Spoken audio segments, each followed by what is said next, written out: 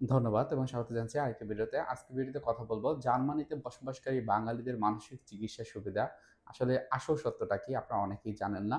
যেহেতু আমি বাংলাদেশে থেকেও অনেক সময় অনলাইন কাউন্সেলিং এর মাধ্যমে জার্মানিতে যারা বসবাস করেন, তাদের বিভিন্ন রকমের মানসিক সমস্যার বিষয়গুলো সম্পর্কে জানি। তারা কিভাবে চিকিৎসা নেয়, কতদিন ধরে চিকিৎসা নেয়, চিকিৎসার ধরনগুলো কিরকম, কতটা তারা ইমপ্রুভ হয়েছে এই চিকিৎসার মাধ্যমে, সেই সবকিছুই কিন্তু আমি জানতে পারি খুব সহজে। এখন জার্মানিতে বসবাসকারীতে অনেকের ভিতরেই আমার যেটা একদম ইন্টারেস্টিং খুব ভালো লেগেছে সেটা হলো ওখানে যারা থাকে অনেকের ভিতরে ভাষার প্রতিবন্ধকতা বা সাংস্কৃতিক বা কালচারাল যে পার্থক্যের কারণে অনেক সময় কিন্তু তারা যে চিকিৎসাটি সেটি হয়তো বা ঠিকমতো নাও নিতে পারে। কিন্তু অন্যান্য কান্ট্রির কথা আমি বললাম। জার্মানিতে একটা জিনিস বা এই ব্যাপারটা থেকে অনেক ভালো আমি বলব। কেননা সেখানে তাদের কালচারাল ফ্যাক্টর গুলো মেইনটেইন করে ভাষাগত যে প্রতিবন্ধকতা সেগুলো মেনেই কিন্তু তারা কিন্তু এই চিকিৎসাটি পেয়ে থাকে। জার্মানিতে মানসিক স্বাস্থ্যসেবা ব্যবস্থা কিন্তু অনেক ভালো আমার এক্সপেরিয়েন্সে আমি বলব। বিশেষ করে অন্যান্য যে কান্ট্রি গুলো যেমন ইউএসএ, ইউকে অথবা গ্রিসে যারা থাকেন বা মিশরে যারা থাকেন, আপনারা অনেকেই আছেন সৌদি আরব থাকেন, দুবাইতে থাকেন। তাদের অনেক রকমের ভাষাগত বা কালচারাল ফ্যাক্টর থাকে। অনেক সময় আছে যে ওখানে যারা থাকে তাদের হয়তো যে দৈনন্দিন জীবনে চলার জন্য হয়তোবা কিছু মেডিসিন দরকার হয়। সেই মেডিসিনটাও কিন্তু তারা অনেক সময় নিতে পারে না। সেখান থেকে জার্মানিতে বসবাসরত যারা বাঙালিরা আছেন তারা কিন্তু অনেক বেশি এই জায়গাটাতে এফোর্টটা তারা পেয়ে থাকেন ওই দেশের আলোকে।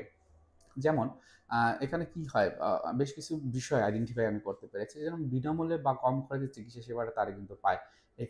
এখানে যে হেলথ ইন্সুরেন্সটা দেয় সেখানে বেশিরভাগই দেখা যায় যে কম খরচে খুব ভালো মানের একটা আ চিকিৎসা তারা পেয়ে থাকে। এবং এখানে যেটা হয়েছে যে মনোবিজ্ঞানী এবং মনোরোগ বিশেষজ্ঞদের সহজলভ্যতা অনেক ভালো।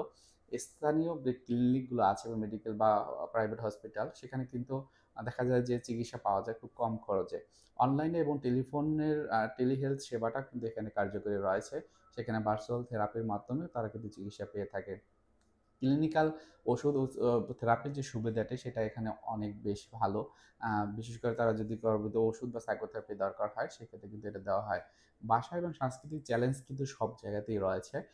কিন্তু বাংলা ভাষাভাষী যারা থাকেন সেখানে কিন্তু থেরাপিস্টও থাকে। যেমন জার্মানিতে যারা বাস করেন তাদের ভিতরে আ সাইকোলজিস্ট ও কাউন্সিলর যারা বাংলা ভাষায় আ আছেন এমনও কিন্তু আছে। অনেক সময় ইংরেজি ভিত্তিক থেরাপিও অনেকে পেতে চান সেটাও কিন্তু জার্মানিতে খুব সহজলভ্য। অনেক সময় দেখা যায় যে অনুবাদ এবং ইন্টারপ্রেটারের সেবাও কিন্তু এখানে পাওয়া যায় খুব ভালোভাবে। এখন কথা হলো জার্মানিতে মানসিক চিকিৎসা কিভাবে পাওয়া যাবে? আপনি কিভাবে নিতে পারেন? এখন এইখানে যেমন ওই দেশে বিভিন্ন রকমের নিয়ম-কানুন আছে। আমি দেখেছি যে অনেকে আছে যে চিকিৎসাটি নিচ্ছেন এবং সেক্ষেত্রে অনেকের কালচারাল ফ্যাক্টর এর কারণে কিন্তু অনেকদিন ধরে চিকিৎসাটা নিতে হয়। আমার পার্সোনাল এক্সপেরিয়েন্স এ আমি বলব আপনারা যারা জার্মানিতে থাকেন তারা আপনারা জানেন যে মানসিক সমস্যার জন্য ২ ধরনের চিকিৎসা দরকার হয়। একটা হলো কাউন্সেলিং বা সাইকোথেরাপি যেটা ওষুধ ছাড়া চিকিৎসা। আরেকটি হচ্ছে যে মেডিসিন। আপনারা যারা ওই জায়গাটাতে থাকেন আপনারা যেটা করতে পারেন যে অনলাইনের মাধ্যমে আপনার কাউন্সেলিং সেবাটি কিন্তু খুব সহজে নিতে পারেন। বাংলাদেশে কোনো প্রফেশনাল কাউন্সেলিং সাইকোলজিস্টের কাছ থেকে। আপনার যদি ওষুধের দরকার হয় সেটিও কিন্তু আপনারা অনলাইনের মাধ্যমে খুব সহজে বাংলাদেশের আ বা কোনো একজন ডক্টরের কাছ থেকে বা সাইকিয়াট্রিস্টের কাছ থেকে নিতে পারেন। সমস্যা একটা হয় আপনাদের।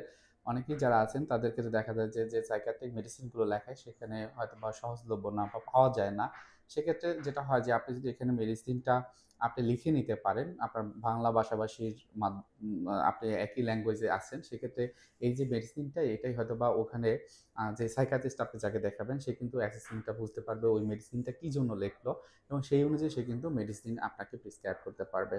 কাউন্সেলিং বা সাইকোথেরাপির ব্যাপারটা আমি খুবই গুরুত্ব দিচ্ছি এই কারণে। কারণ অনেক সময় মেডিসিনের বিষয়টি না পাওয়া গেলেও কিন্তু কাউন্সেলিং বা সাইকোথেরাপি আপনি চাইলে খুব সহজেই নিতে পারবেন এবং সেটি অবশ্যই আপনারা অনলাইনে ট্রাই করবেন এবং দেখবেন আপনার যে বিষয়গুলো, যে সমস্যাগুলো নিয়ে আপনি হয়তোবা জার্মানিতে আছেন, খুব কষ্ট হচ্ছে, সেই কষ্টগুলোতে আপনি আরো বেশি প্রোডাক্টিভ হতে পারবেন।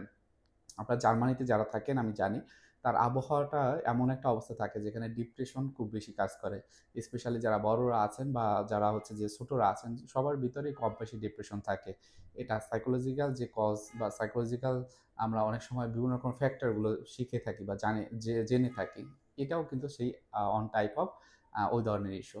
সো আপনারা চিকিৎসা সেবা নেবেন। আপনারা অন্য ওই জার্মানিতে বসবাস করেন। আমি জানি যে ওখানে আ বিভিন্ন নাম্বার থাকে যেমন 116 123 এই ধরনের বা যে কলগুলো করা হয় সেখানে ২৪ ঘন্টায় 7 দিনে 24 ঘন্টায় কিন্তু তারা এটা দিয়ে থাকে। তারপর তার বিষণ্ণতা বা অভিবাসী যারা থাকে তাদের জন্য বিনামূল্যে কিন্তু স্বাস্থ্যসেবা দেয়। অনেক সময় দেখা যায় যে আ আ প্রাথমিক পরামর্শ যদি দরকার হয় সেক্ষেত্রে তাদের হোম ডক্টরও কিন্তু থাকে এবং সেক্ষেত্রে তাদের প্র্যাকটিস করার যে জায়গাটি অর্থাৎ যারা হচ্ছে যে হোম ডক্টর থাকে তারা কিন্তু দেখা যায় প্রায় সপ্তাহে ৫ দিনই কিন্তু তারা আসে। সবচাইতে ভালো লাগে যে বিষয়টি সেটা হলো এমন হয়েছে যে হোম ডক্টর বা ফ্যামিলি ডক্টররা দেখা গিয়েছে যে তারা সপ্তাহে প্রতিদিনই আসে এবং সেক্ষেত্রে তাদের যেকোনো ধরনের বিষয়গুলো কিন্তু খুব সহজে তারা কিন্তু শেয়ার করতে পারে। সো সবাই ভালো থাকেন, সুস্থ থাকেন। আজকে ভিডিওটি এখানে রাখছি। আসসালামু আলাইকুম।